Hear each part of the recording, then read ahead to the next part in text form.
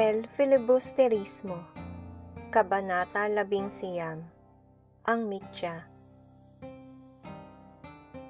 Dahil sa mga pagtatalo na nangyari, si Placido Penitente ay lumabas ng klase na masama ang loob. Ang tanging laman ng kanyang isipan ay ang makapaghiganti. Napagdesisyonan niya na siya ay hihinto na sa kanyang pag-aaral dahil sa natanggap nitong paghamak mula sa kanyang propesor. Iniisip niya na muli siyang gagawa ng liham para sa kanyang ina. Sa kanyang pag-uwi ay hindi niya inaasahang madarat nandoon ang kanyang ina na si Kabesang Andang. Kita ng kanyang ina ang galit sa kanyang mga mata, kaya ito ay nag-usisa. Sinabi ni Placido ang pangyayari sa kanyang ina. Pagkalungkot naman ang naramdaman nito dahil hindi matutupad ang pangako nito sa ama ni Placido na pagtatapusin siya sa kanyang pag-aaral.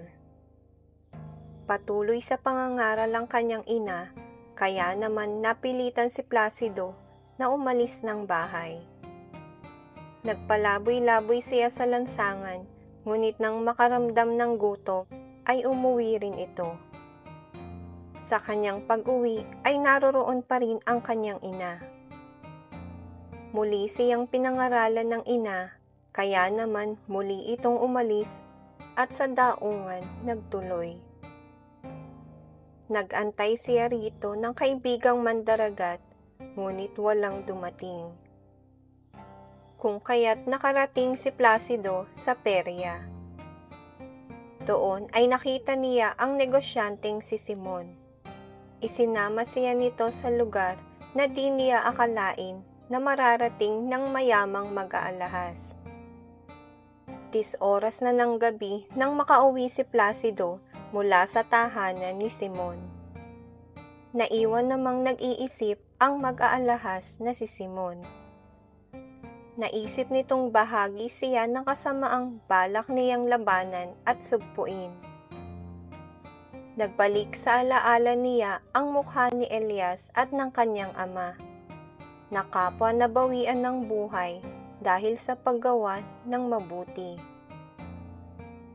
Kinaumagahan ay maligayang pinakikinggan ni Placido ang pangangaral ng kanyang ina.